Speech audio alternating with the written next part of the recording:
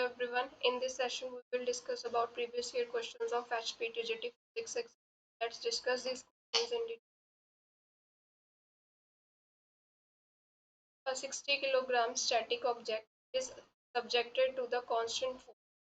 तो यहाँ पे क्या एक स्टैटिक ऑब्जेक्ट है. स्टैटिक मतलब जो ऑब्जेक्ट रेस्ट पे पड़ी, उसका मास कितना गिवन है 60 किलोग्राम. उस पे कांस्टेंट फोर्स अप्लाई की गई 120 न्यूटन की. How much time it will take, हमें टाइम निकालना है. तो एक्वायर स्पीड ऑफ 30 मीटर पर सेकेंड, ताकि ये इसकी कितनी स्पीड हो सके 30 मीटर पर सेकेंड. इनिशियल स्पीड इसकी 0 रहेगी, ये स्टैटिक ऑब्जेक्ट थी ये. अब न्यूटन सेकेंड लॉ के अकॉर्डिंग हमारे पास रिलेशन क्या होता है, F is equal to mass into acceleration. A की डेफिनेशन बाय डेफिनेशन क्या लिखते हैं हम, change in velocity by time. Change in velocity मतलब final velocity minus initial velocity upon time. अब इसमें हम अपनी वैल्यूज फिल कर देते हैं. फोर्स है हमारी 120, मास है 60, v की वैल्यू है 30, u इज 0, टाइम हमें निकालना है. तो ये यहाँ पे 2 आ गया, u is equal to 30 upon t. यहाँ से टाइम की वैल्यू कितनी आई हमारे पास 15 second. Option A is the correct answer. तो ये जो क्वेश्चन है ये किस कंसेप्ट से पूछा गया है, यहाँ से, दैट इज न्यूटन्स लॉ. और इस कंसेप्ट को आप कौन सी बुक से पढ़ सकते हो, book bye Resnick, walker and Halliday की बुक. इन ऑथर्स की बुक को आप फॉलो कर सकते हो इस कंसेप्ट को अच्छे से ग्रैस्प करने. The planet nearest to the sun, sun के नियरेस्ट जो प्लैनेट है वो कौन सा है, मरकरी. तो ये किस टॉपिक का क्वेश्चन है, ग्रेविटेशन के अंडर आएगा ये. तो ग्रेविटेशनल कंसेप्ट जो है आप H.C. वर्मा की बुक जो है वो फॉलो कर सकते हैं इस कंसेप्ट को पढ़ने के. Next question, which is the most intense planet of solar system. सबसे इंटेंस प्लैनेट कौन सा है सोलर सिस्टम का, correct option is C, Venus. Next question, the intensity of gravitational field inside the hollow spherical shell. अब हमारे पास क्या एक shell है, होलो है मतलब अंदर से खाली है. यहाँ पे हमने क्या निकालना है, इसके अंदर ग्रेविटेशनल फील्ड की इंटेंसिटी बतानी है कितनी होगी.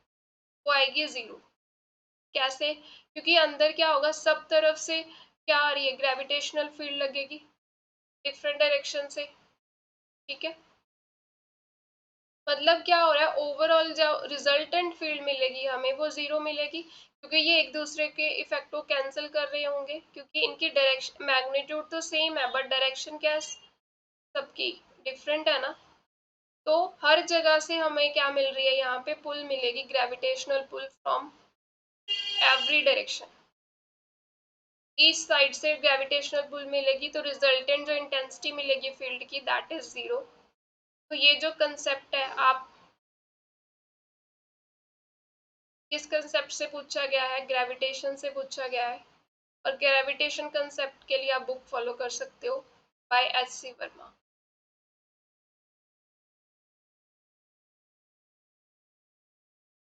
Next question, the atmosphere is held to the earth.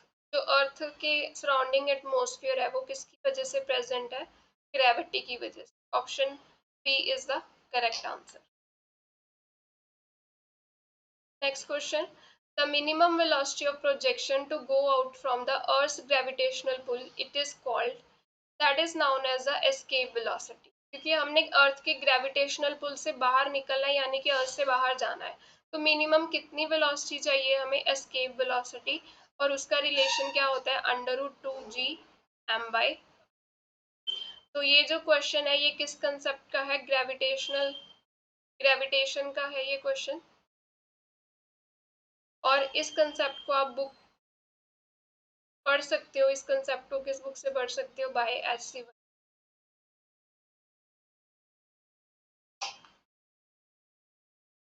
Next question, Newton's law of gravitational applied to.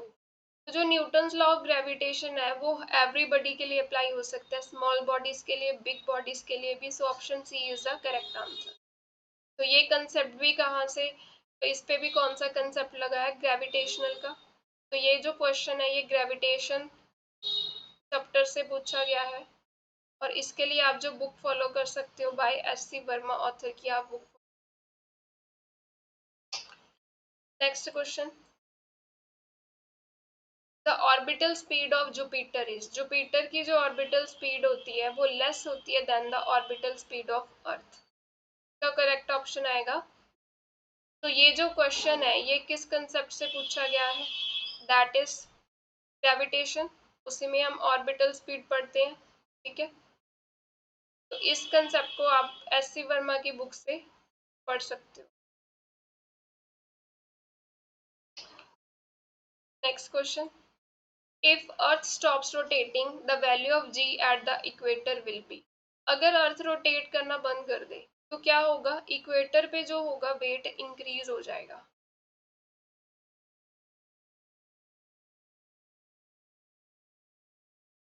ठीक है, बेसिकली जो अर्थ रोटेट कर रही है, ठीक है, effect of rotation of earth, जब रोटेट करते हैं उसके इफेक्ट से क्या होता है कि जो वैल्यू ऑफ जी है वो डिक्रीज हो जाती है। बट अब जब अर्थ ही स्टॉप हो जाएगी, रोटेट नहीं करेगी, तो जी की वैल्यू क्या हो रही है, यहाँ पे इंक्रीज हो रही है, तभी तो इक्वेटर पे क्या हो रहा है, वेट इंक्रीज हो रहा है। पोल्स पे कोई इफेक्ट नहीं पड़ेगा, ठीक है। तो यहाँ पे क्या आएगा आंसर ए, कि जो जी की वैल्यू है वो इंक्रीज हो जाए। तो ये जो क्वेश्चन है ये किस कंसेप्ट से पूछा गया है, दैट इज द ग्रेविटेशन। और ग्रेविटेशन कंसेप्ट आप किस बुक को फॉलो कर सकते हो, by H C. Verma. Next question, the weight of body at the centre of earth. Centre of earth पे वेट कितना होगा बॉडी का, 0, क्योंकि सेंटर पे जो एक्सेलरेशन ड्यू टू ग्रेविटी की वैल्यू होती है वो क्या हो जाती है, 0 होती है। और वेट हम कैसे फाइंड करते हैं, mg से, g की वैल्यू ही 0 है तो वेट क्या मिलेगा, 0 मिलेगा। तो ये भी जो है किस कंसेप्ट से पूछा गया है क्वेश्चन, दैट इज ग्रेविटेशन। और इसके लिए आप जो बुक फॉलो कर सकते हो that is by H C. Verma.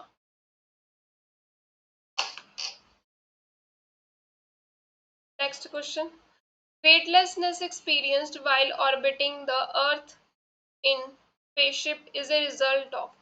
Weightlessness condition क्या होती है, जब ग्रेविटी की वजह से कोई फोर्स नहीं लग रही अर्थ की ग्रेविटी की वजह से, यानी कि 0 ग्रेविटी हो जाएगी उस टाइम पे, ठीक है।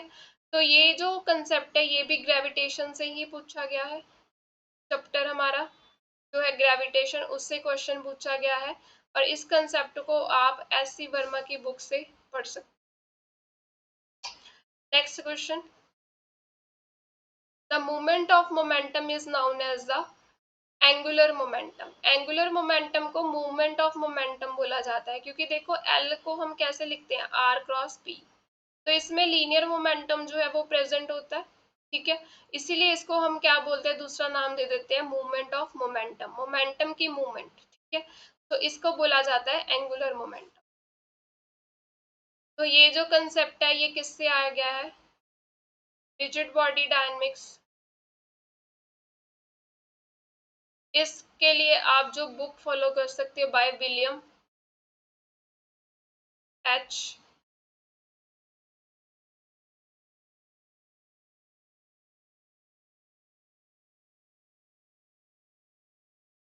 तो ऑथर है हमारा विलियम वी हर्ड, HEARD।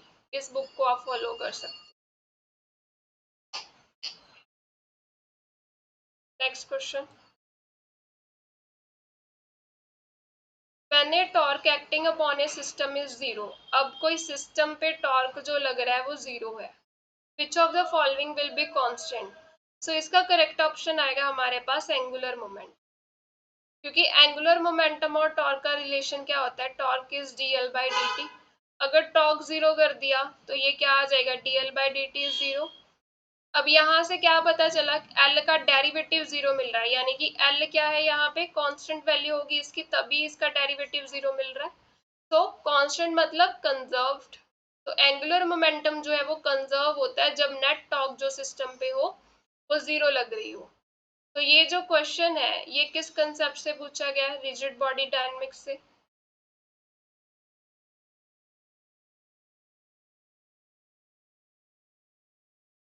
या फिर इसका और नाम भी क्या है? System of particles and rotational motion. उसी के अंडर रिजिड बॉडी हम स्टडी करते हैं, रोटेशनल मोशन। तो इसके लिए आप जो बुक फॉलो कर सकते हो इस कंसेप्ट को पढ़ने के लिए, that is William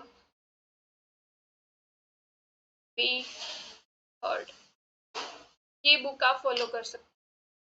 next question, Hooke's law essentially defines. Hooke's law हमें क्या बताता है? Basically elastic limit. इसका करेक्ट आंसर आएगा इलास्टिक लिमिट। कि देखो हुक्स लॉ हमें क्या बता रहा है? F is equal to minus k x. तो ये एक्स क्या है हमारी? हुक्स लॉ हमें इलास्टिक लिमिट में बताता है, इलास्टिक लिमिट के बारे में इंफॉर्मेशन देता है कि अब आप किसी चीज को स्ट्रेच कर रहे हो, फोर्स लगा रहे हो, तो उसमें कितनी स्ट्रेचिंग हो रही है, कितनी उसकी इलास्टिसिटी है, वो हमें इस लॉ से पता चलता है। ठीक है। Next question, bulk modulus was first defined by. Bulk modulus जो है वो सबसे पहले किसने डिफाइन किया था? मैक्सवेल ने। इसका करेक्ट ऑप्शन आएगा हमारे पास D. Next, which of the following substance has the highest elasticity. तो इसका करेक्ट ऑप्शन है ए, क्योंकि स्टील की जो इलास्टिसिटी है वो बहुत ज़्यादा होती है। ठीक है, इलास्टिक लिमिट की वैल्यू बहुत ज़्यादा होती है। और ये जो कंसेप्ट है, आप प्रॉपर्टीज ऑफ बल्क मैटर, उसके अंडर आता है ये।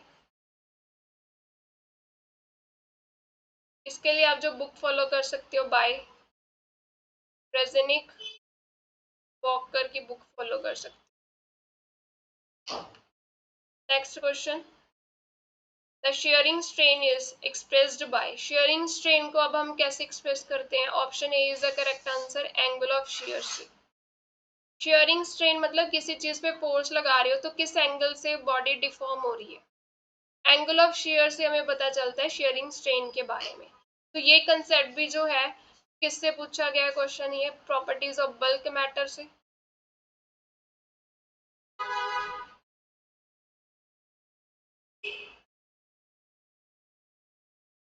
इसके लिए आप जो बुक फॉलो कर सकते हो, that is by Resnick and Walker की बुक जो है वो फॉलो कर सकते हो।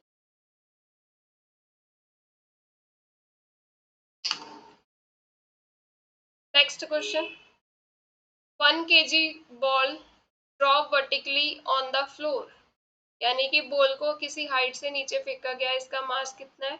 1 kg with the speed of 25 metre पर सेकेंड। तो स्पीड कितनी है इसकी? 25 मीटर पर second. It rebounds with the initial speed of 10 metre पर सेकेंड। ये ऐसे ग्राउंड से स्ट्राइक की, रिबाउंड होके इस तरफ गई, तब इसकी स्पीड कितनी थी? 10 मीटर पर second. What is the impulse act on the ball during the content. अब जो इम्पल्स है वो किसके इक्वल होता है? चेंज इन मोमेंटम के। मोमेंटम क्या आ जाएगा? v minus. अब मान लेते हैं अपवर्ड डायरेक्शन को हम पॉजिटिव डायरेक्शन ले लेते हैं। ठीक है, अब देखो रिबाउंड होने के बाद वो इस स्पीड से जा रही थी बॉल, तो ये फाइनल स्पीड हुई ना उसकी 1 kg मास, और स्पीड कितनी है? 10। और जब हमने उसको ड्रॉप किया उसकी स्पीड कितनी थी? 25। अब ये नीचे की तरफ आ रही है, तो इसको हम क्या लेंगे? इनिशियल स्पीड लेंगे ना, क्योंकि हमने ड्रॉप किया है इसको। तो u की वैल्यू क्या लेंगे यहाँ पे? -25, क्योंकि हमने ऊपर की डायरेक्शन को पॉजिटिव लिया है। तो यहाँ से हमारे पास क्या आ गया? 35। तो हमारे पास ऑप्शन ए जो है दैट इज करेक्ट आंसर। अब देखो इम्पल्स की डायरेक्शन भी अपवर्ड ही आई, क्योंकि यहाँ पे क्या आ रहा है? पॉजिटिव वैल्यू आ रही है, so that's why upward direction mention है। तो ये जो क्वेश्चन है ये काइनेमेटिक्स के अंडर आता है। आप इस कंसेप्ट को काइनेमेटिक्स में पढ़ सकते हो। और इसके लिए आप जो बुक फॉलो कर सकते हो, बाय रेजनिक वॉकर हैलिडे की बुक आप फॉलो कर सकते हो। नेक्स्ट क्वेश्चन, ए मशीन गन फायर 60 ग्राम बुलेट। बुलेट का मास गिवन है 60 ग्राम, किलोग्राम में चेंज कर देते हैं इसको। ठीक है, स्पीड कितनी है इसकी? 1000 metre per second. The gunner holding the gun in his hand can exert average force of, force कितनी लग रही है 240 न्यूटन की अगेंस्ट द गन। ठीक है, तो गनर जिसने गन होल्ड की गई है वो कितनी फोर्स लगा रहा है गन पे 240 न्यूटन की। Find the maximum number of bullets he can fire in the 1 minute. अब हमारे पास फोर्स क्या होती है, मास इनटू एक्सलरेशन। ए की जगह हम लिख सकते हैं v minus u upon t. ठीक है, चेंज इन वेलोसिटी यानी कि del change in velocity upon time होता है हमारे पास, v अपॉन टी लिख सकते हैं हम, कितना चेंज हुआ है। और साथ में n के साथ हम मल्टीप्लाई कर देंगे, n हमारे पास क्या आ जाएगा, नंबर ऑफ बुलेट्स जो हमें निकालनी है। अब पहले हम 1 सेकंड में निकाल लेते हैं कि 1 सेकंड में कितनी बुलेट्स वो फायर कर सकता है, फिर हम 1 मिनट के लिए निकाल लेंगे। तो फोर्स की वैल्यू कितनी है 240, मास इज 60 इंटू 10⁻³ स्पीड कितनी है 1000 की। जब वो फायर करेगा फाइनल स्पीड तो 0 ही हो जाएगी। ठीक है, इनिशियली जब उसने फायर की गन, मशीन गन से बुलेट जा रही है, इनिशियली वो रेस्ट पे थी ना दोनों, फाइनल स्पीड लेके चलते हैं इसको 1000 मीटर की स्पीड से वो जा रही है, और टाइम हम 1 सेकेंड ले लेते हैं और n। अब इसको सॉल्व कर लेते हैं, n की वैल्यू क्या आ जाएगी 240 डिवाइडेड बाई 60 इंटू 10⁻³ इंटू 1000। ये कैंसिल हो गया इसके साथ, ये 4, ये तो 1 बन गया, n की वैल्यू 4 आ गई। मतलब 1 सेकेंड में कितनी बुलेट्स फायर की 4, हमें 1 मिनट में निकालना है, तो 1 मिनट के लिए क्या आ जाएगा 4 into 60 that is 240। Option A is the correct answer. तो ये जो क्वेश्चन है ये कंसेप्ट आप पढ़ सकते हो इसके लिए काइनेमेटिक्स का, और इसके लिए आप जो बुक फॉलो कर सकते हो that is by Resnick Walker Halliday की book. Next question, how many 2.5 kilogram bricks, mass given है हमें 2.5 kilogram. A man carry up a stair 3.6 metre height, height कितनी गिवन है 3.6 मीटर, यानी कि एक पर्सन ग्राउंड फ्लोर से ऊपर की तरफ लेके जा रहा है इन ब्रिक्स को इन 1 आवर। 1 आवर मतलब कितने सेकेंड हो गए 3600 second. If he works at the average rate of 9.8 what, मतलब पावर दी गई है 9.8 वॉट, वॉट मतलब जूल पर सेकेंड, तो वर्क अपॉन टाइम ही होती है पावर। तो वर्क कितना आ गया यहाँ से 9.8 इंटू सेकेंड्स कितने हो गए यहाँ पे 3600 सेकेंड। अब वो कुछ वर्क कर रहा है, स्टेयर्स के स्टेयर्स पर जा रहा है, ठीक है, ब्रिक्स को लेके ऊपर की तरफ जा रहा है, तो उसके पास क्या आएगी पोटेंशियल एनर्जी, तो यहाँ पे n के साथ मल्टीप्लाई कर देते हैं हम। ठीक है, n is a number of BRICS, और ये वर्क जो कर रहा है वो किस में स्टोर हो जाएगा पोटेंशियल एनर्जी की फॉर्म, तो n यहाँ से क्या आ जाएगा W अपॉन mgh। वर्क कितना आ गया 9.8 into 60 into 60 divided by mass कितना है 2.5, g की वैल्यू 10 ले लेते हैं, h कितना है 3.6, 36 ले लेते हैं 3.6, और यहाँ से हम कैलकुलेशन करके नंबर ऑफ ब्रिक्स जो है वो कैलकुलेट कर सकते हैं। Next question, if the momentum of body is increased by 50%, what would be the percentage increase in its kinetic energy। अब मान लो इनिशियली मोमेंटम कितना था p, तो अब मोमेंटम क्या हो गया, न्यू मोमेंटम क्या हो रहा है, इंक्रीज हो रहा है, कितना इंक्रीज हो रहा है 50%, तो ये कितना बना न्यू मोमेंटम हमारे पास 3p/2। अब पूछा क्या है percentage increase in the kinetic energy, kinetic energy हमारे पास क्या होती है p²/2 है। New kinetic energy over original kinetic energy की रेशो निकाल लेते हैं, तो यहाँ पे new momentum divided by 2m divided by p²/2m, 2m cancel हो गए, k dash upon k, new momentum कितना आया 3p अपॉन 2 की स्क्वायर डिवाइडेड बाय p², तो ये जो रेशो आई हमारे पास वो कितनी आई 9/4, p² तो कैंसिल हो जाएगा, तो यानी कि जो न्यू काइनेटिक एनर्जी है वो कितनी मिली, 9/4 टाइम्स की। अब इंक्रीज निकालना है, कितना परसेंटेज इंक्रीज हुआ, कैसे निकालेंगे, दोनों के बीच का difference divided by original quantity into 100, ऐसे ही निकालते हैं परसेंटेज इंक्रीज। तो यहाँ पे वैल्यू फिल कर देते हैं। जब हम इसको कैलकुलेट करेंगे यहाँ पे हमारे पास कितना परसेंटेज इंक्रीज आ रहा है, 120। ठीक है, यहाँ पे दोनों का डिफरेंस लेते हैं ना, ये ओरिजिनल वैल्यू साथ में कितना चेंज हुआ। ठीक है, यहाँ पे k आएगा, यहाँ पे 9/4 के, दोनों का difference divided by original. Next question, atoms with the same mass number but have the same different nuclear charges are called isobars। इसका करेक्ट आंसर आएगा isobars। और ये जो कंसेप्ट, ये जो टॉपिक है, इस कंसेप्ट से पूछा गया है, दैट इज फ्रॉम न्यूक्लियाई। और इसके लिए आप जो बुक फॉलो कर सकते हो, बाय अर्थर बीजर, इसकी ऑथर की बुक आप फॉलो कर सकते हो। Next question, half life of radio active element depends on. अब हमें पता है हाफ लाइफ हम कैसे निकालते हैं, 0.693 अपॉन लैम्डा। और ये लैम्डा क्या होता है, ये डिसइंटीग्रेशन कांस्टेंट होता है या डिके कांस्टेंट। ये डिके कांस्टेंट पे हाफ लाइफ डिपेंड करता है, तो ऑप्शन डी आएगा इसका आंसर। ठीक है, और ये जो क्वेश्चन है ये किस में से पूछा गया है, that is from the topic radio activity. ठीक है, और रेडियो एक्टिविटी हम किस चैप्टर में पढ़ते हैं, न्यूक्लियाई के चैप्टर में पढ़ते हैं। और इस चैप्टर को पढ़ सकते हो आप बाय अर्थर एंड बीजर की बुक है, इस बुक को आप फॉलो कर सकते हो।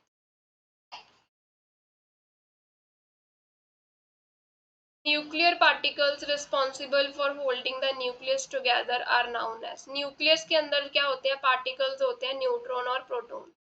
इनको क्या बोला जाता है, न्यूक्लियॉन्स बोला जाता है। तो इसका करेक्ट आंसर आएगा न्यूक्लियॉन्स। ठीक है, और ये जो कंसेप्ट है ये किस टॉपिक से पूछा गया है, दैट इज न्यूक्लियाई। और इस चैप्टर को आप फॉलो कर सकते हो, बुक को फॉलो कर सकते हो बाय अर्थर बीजर। अर्थर बीजर की बुक जो है आप फॉलो कर सकते हो। Next question, cyclotron can not accelerate. अब जो साइक्लोट्रॉन है वो चार्ज पार्टिकल्स को ही एक्सलरेट कर, एक्सलरेट द चार्ज पार्टिकल्स। ठीक है, अब देखो यहाँ पे न्यूट्रॉन जो है वो इसका करेक्ट आंसर आएगा, क्योंकि न्यूट्रॉन कैसा पार्टिकल है, न्यूट्रल पार्टिकल है। तो एक साइक्लोट्रॉन न्यूट्रॉन को एक्सलरेट नहीं कर सकता, so correct option is C. Hydrogen bomb is based on the principle of nuclear fusion. इसका करेक्ट आंसर आएगा न्यूक्लियर फ्यूजन। और ये कंसेप्ट आप पढ़ सकते हो under the topic fusion and fission reactions. ठीक है, और ये टॉपिक किस चैप्टर का है, न्यूक्लियाई का। और इसके लिए आप जो बुक फॉलो करोगे, फॉलो कर सकते हो by the Arthur Beiser. Next question, positron is nearly heavy as electron. इसका करेक्ट आंसर आएगा इलेक्ट्रॉन, क्योंकि जो पॉजिट्रॉन है ये क्या होता है, एंटी पार्टिकल है। ये एंटी पार्टिकल किसका है, ये इलेक्ट्रॉन का। तो दोनों का मास क्या होगा, नियरली सेम ही होता है। तो इसका करेक्ट ऑप्शन आएगा electron. Next, substances like heavy water which control the speed of neutron in nuclear reactor are called। अब न्यूक्लियर रिएक्टर में हम हैवी वाटर यूज करते हैं, क्यों यूज किया जाता है, ताकि न्यूट्रॉन्स की स्पीड को कंट्रोल कर सके।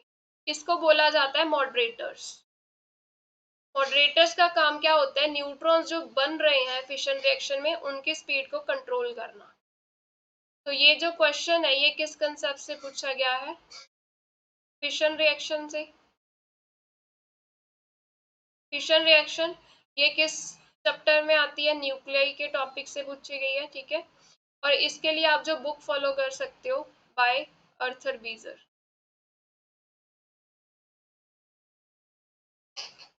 Next question, isotopes have similar chemical properties because they have the same क्या होता है isotopes में, atomic number, तो B is the correct answer। atomic number same है, atomic number हमें क्या बताता है, नंबर ऑफ प्रोटॉन्स के बारे में इंफॉर्मेशन देता है, यानी कि नंबर ऑफ इलेक्ट्रॉन्स भी इससे ही पता चलते हैं हमें, ठीक है। तो केमिकल प्रॉपर्टीज इनकी सेम होती है बिकॉज इनका क्या होता है, सेम अटोमिक नंबर होता है। Next question, which of the following is the property is different for the isotopes of a metal atom। अब आइसोटॉप्स में क्या होता है, सेम अटोमिक नंबर होता है, ठीक है।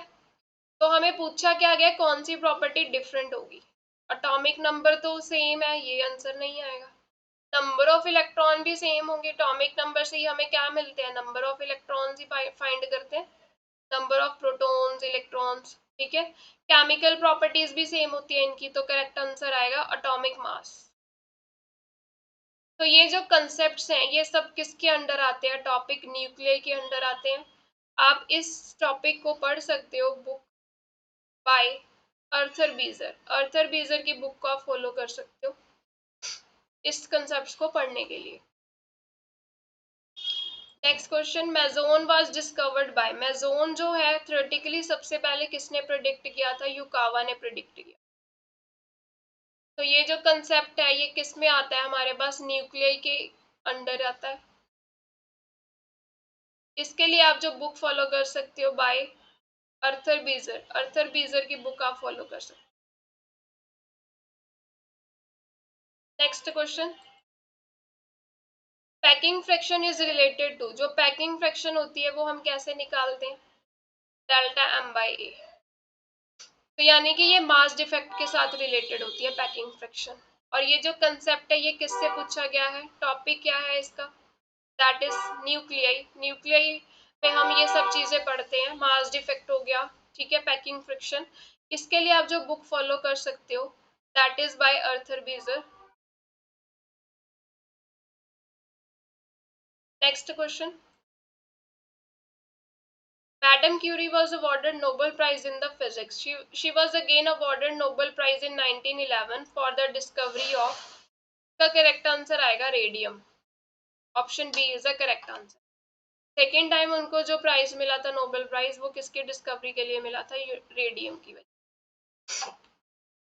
Next question, the activity of isotope changes with, तो इसका आंसर आएगा डी, नन, क्योंकि एक्टिविटी जो है रेडियो आइसोटॉप्स की वो किसी पे एक्सटर्नल कंडीशंस पे डिपेंड ही नहीं करती, ठीक है। तो इसका करेक्ट आंसर है हमारे पास डी। और ये जो कंसेप्ट है हम कहाँ से पढ़ सकते हैं, रेडियो एक्टिविटी टॉपिक है जो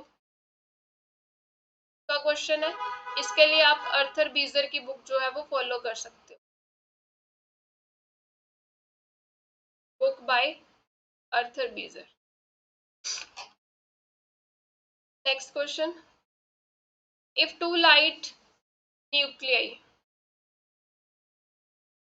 are fused together in the reaction, average energy per nucleon वो क्या होती है, इंक्रीज होती है, ठीक है। तो जब दो लाइट न्यूक्लियाई फ्यूज करेंगे, लाइट न्यूक्लियाई क्या होते हैं, जिनका मास नंबर बहुत कम है, ठीक है, लाइट न्यूक्लियाई है हमारे पास, वो जब फ्यूज करेंगे उनकी पहले binding energy, average energy per nucleon, यानी कि बाइंडिंग एनर्जी पर न्यूक्लियन की वैल्यू उनकी क्या होती है, स्मॉल होती है। तो जब वो फ्यूज कर जाते हैं, फ्यूजन होती है, उसके बाद क्या होगा, बाइंडिंग एनर्जी पर न्यूक्लियन उनकी क्या हो जाती है, इंक्रीज हो जाती है। तो स्टेबिलिटी अटेन करने के लिए वो फ्यूजन करते हैं ताकि उनकी बाइंडिंग एनर्जी पर न्यूक्लियन की वैल्यू क्या हो जाए, इंक्रीज हो जाए। सो इसका करेक्ट ऑप्शन आएगा ए। और ये जो कंसेप्ट है ये किस टॉपिक से पूछा गया है question, that is from the nuclei. तो इसके लिए आप जो बुक फॉलो कर सकते हो बाय अर्थर बीजर।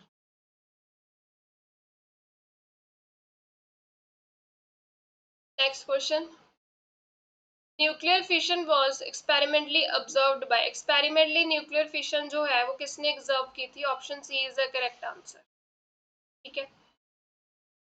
तो न्यूक्लियर फिशन का कंसेप्ट का क्वेश्चन है, ये टॉपिक क्या है यहाँ पे, nuclear fission.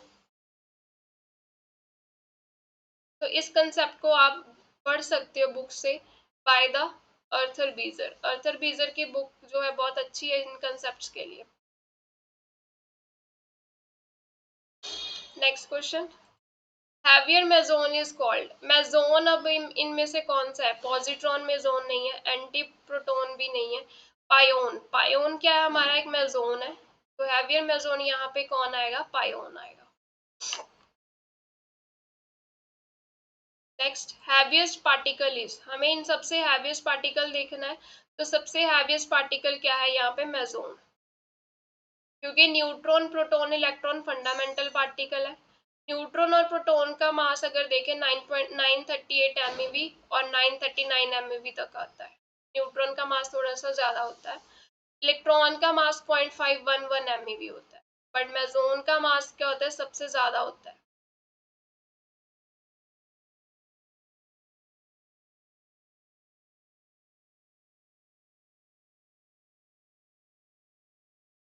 Of the following electromagnetic radiation, the maximum wavelength is। तो सबसे ज्यादा वेवलेंथ किसकी है, रेडियो वेव्स की। तो ये जो क्वेश्चन है ये किस कंसेप्ट से पूछा गया है,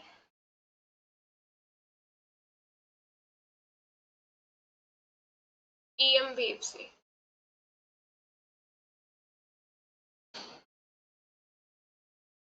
इसके लिए आप जो बुक फॉलो कर सकते हो, बाय रेजनिक एंड वॉकर की बुक फॉलो कर सकते हो।